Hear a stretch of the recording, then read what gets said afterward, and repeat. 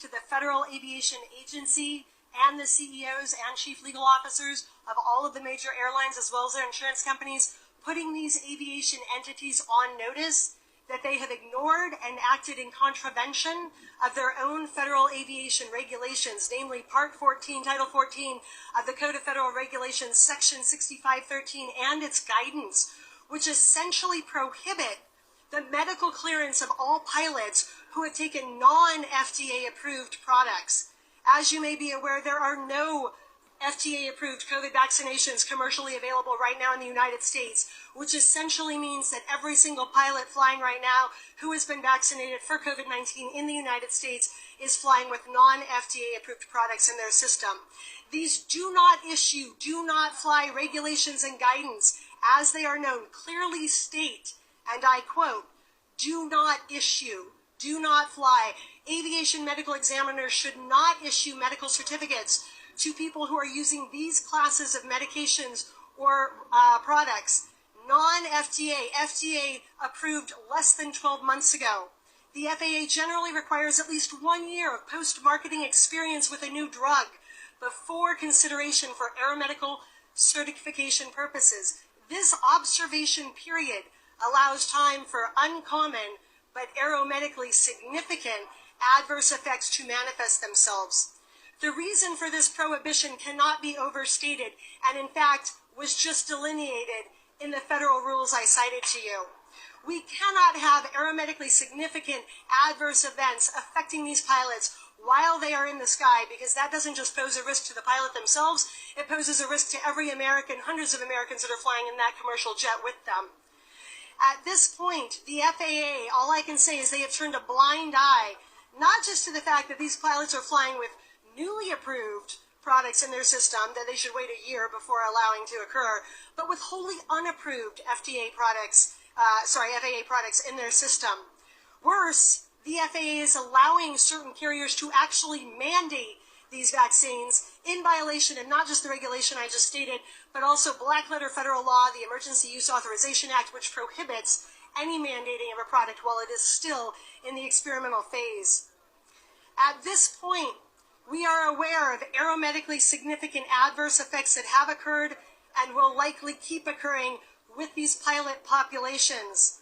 There was one pilot who will be speaking shortly who, once he got up in the sky, quote, felt an extreme burst of pressure in his brain, which caused him to become dizzy, shaking, nauseous, and then to essentially black out at the controls such that he had zero memory of landing that plane. You will hear from this pilot in just a moment. His name is Cody Flint. He is the father of 2 young children. His career has been wrecked.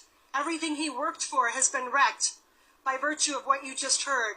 I'm going to quote to you as well another couple of pilot stories so you can understand the significance of what we are talking about.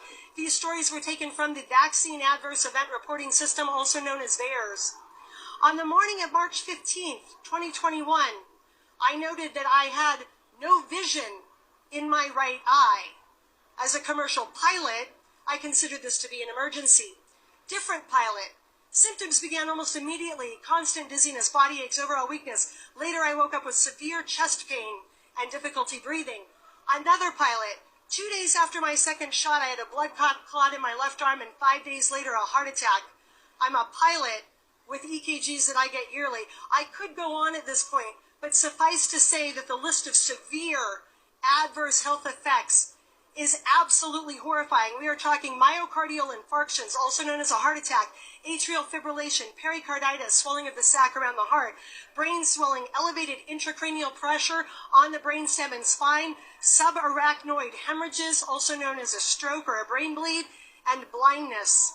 Half of the pilots I just referenced had brain events occur. The other half had cardiovascular events occur, and in more than half of those pilot stories, those things were listed by VAERS or their doctors as being life-threatening, permanently disabling, or both. What I think we can all agree on at this point is that none of those things are health events that we would want our commercial airline pilot to be experiencing in the air. In the case of commercial pilot Will Wolf, he didn't want the jab. He felt coerced to get it by his large carrier based in Dallas, and he is now dead. His path to the grave began with a stroke. I believe what happened here, although I don't know, but I think the attorneys who are signing the 10-page letter that we are sending right now to the FAA that is being delivered as we speak, I believe what we are going to find out is that this administration pressured the airline industry and that the airline industry caved and ignored their own rules and actually violated the protocols and the federal regulations that would have forestallen the events we are now seeing.